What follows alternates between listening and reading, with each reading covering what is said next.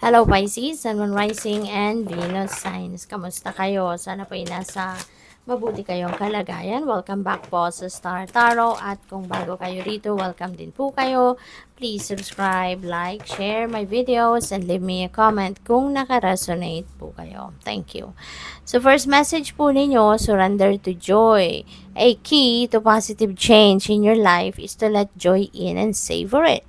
Indulge in random acts of smiling during both the hard and easy times. Keep surrendering to more joy. Ayan. 'Di ba? Kasi hindi tayo dapat nag-base ng ating kaligayahan, 'di ba? Sa ibang tao. 'Di ba? Hindi natin kailangang ilagay yung susi para sa kasiyahan or kaligayahan natin sa bulsa ng ibang tao. It's a choice, 'di ba? It's a choice. Kaya maaari ng iba sa inyo, mayroong mga alam mo yun, yung nagbabase sila sa kung ano yung mga biyayang dumating. Kung merong magandang nangyayari, masaya. Pero kapag wala, malungkot. Yung ganon. So, maaari ng iba sa inyo may mga ganong merong mga ganong kaganapan sa buhay. Pero this is a reminder para sa'yo na ano man ang ating sitwasyon, ano man ang ating pinagdadaanan, let's always put in mind, no, na magbabago lang ang ating buhay. Magkakaroon tayo ng positive change sa buhay natin if we are going to learn to surrender to joy. Kasi kapag tayo ay masaya, kapag pinipili natin na maging masaya, maging kontentado sa kung ano ang meron tayo. When we are contented, no, nandiyan dyan yung saya. Kasi wala ka nang hinahanap eh. Wala ka nang hinahangad pa na iba. Kung ano ang dumating, ipagpapasalamat mo. That's going to be an extra na kasiyahan, no, na mararamdaman mo. Kumbaga, bonus na kasiyahan yan when there is good things happening sa buhay mo. 'Di ba? Kaya maging, always open yourself to joy. Always open yourself to happiness, regardless kung ano man ang nararanasan ninyo sa buhay, no? Kasi yung mga problema, that's still a blessing. Yung mga challenging situation sa buhay natin, that's still a blessing. Alam mo kung bakit? Wala namang sayang sa mundo. Walang tapon sa mundo. Lahat may dahilan kung bakit nandiyan yan. Lahat may purpose. No? Even the problems. No? The challenging situation sa buhay natin. That has a purpose sa buhay natin. Ang tawag dito, mapapakinabangan natin. No? Lahat merong dahilan. Kaya lahat 'yan, blessing 'yan sa atin. Paano tayo magiging matibay? Paano tayo maging resilient? Paano tayo magiging matatag?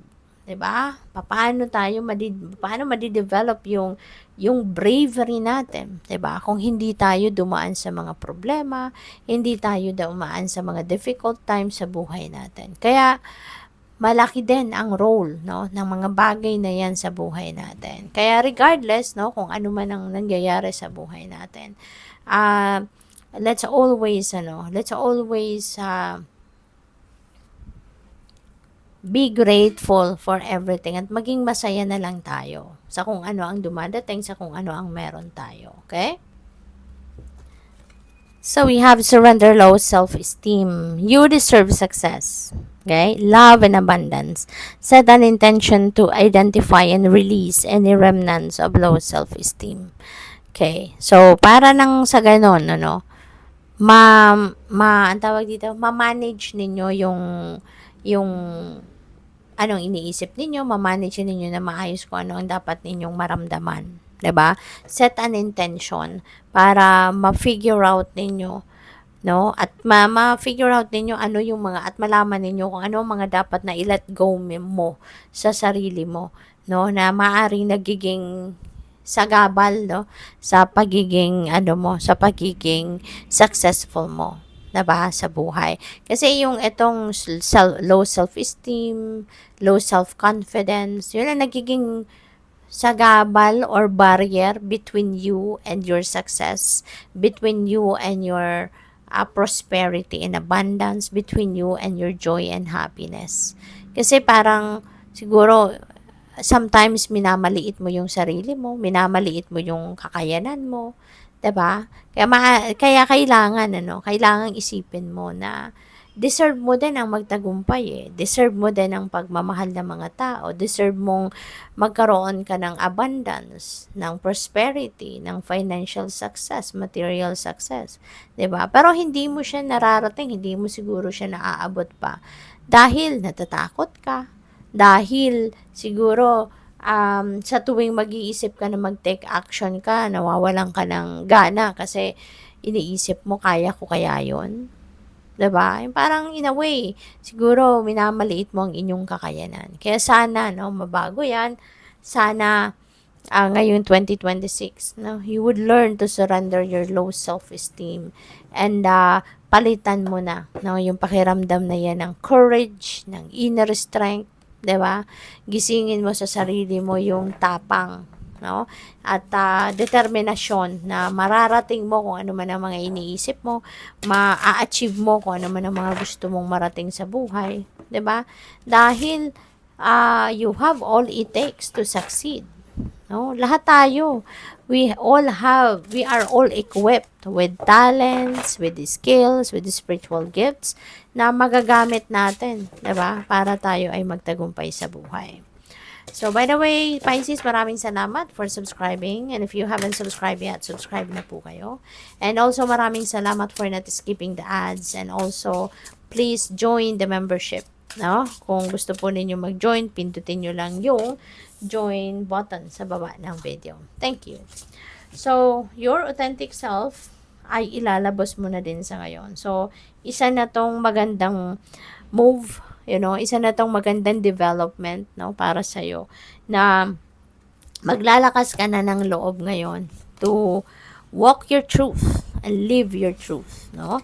Kung sino ka, kung ano ka, 'di ba? Yung totoong kulay mo na ang ipapakita mo ngayon sa maraming tao. So, isa na yung sign, no, na parang teka, nagbabago ka na. Nagkakaroon ka na ngayon ng courage and inner strength, 'di ba? Para maipakita mo sa mga tao kung sino ang totoong ikaw, no? Tatanggalin mo na ngayon yung maskara mo, tatanggalin mo na ngayon yung, 'di ba, yung pretensions mo, na kasi baka ang iba sa inyo in the past you are pretending to be someone else, 'di ba? Para lang na magustuhan ka ng iba or to please someone, 'di ba? Yung ganoon. So ngayon, babaguhin mo na 'yan. You're going to remove all that mask and ipapakita mo na dito kung sino ka. No? So which is good. Inspiration, no? Maaring merong mag-inspire sa inyo rito, 'di ba? Pwedeng tao ang mag-inspire sa'yo sa ngayon, or maaaring yung mga talento mo ang mag-inspire sa'yo, pwedeng ganun din ang ganap. We have possibility for union, maaari din na mayroong relationship dito na mabubuo. Pwedeng romantic relationship yan, baka magkakaroon na kayo ng jowa, kung single pa kayo, makikilala mo na siguro ngayon yung potential na maging person mo. Or pwedeng yung union na to could be kaibigan, pakikipagkaibigan. Maybe you are making new friends. Maybe you are entering a new business partnership. So, pwedeng may mga ganong magaganap sa ngayon. Curiosity, no? Maganda kasi umaandar dito yung isip mo. Meron ka ditong gustong matutunan, meron ka sigurong gustong madiskubre. Maring ang iba sa inyo dito mag-aaral to gain that knowledge na gusto mong makuha, or maaaring ang iba sa inyo nagre-research, or maybe may ka-one-on-one kayo na teacher or mentor, no? Para makatulong sa iyo na makuha mo, no, kung ano man yung gusto mong matutunan dito. So good luck po. Thank you for watching. Love and light. Namaste.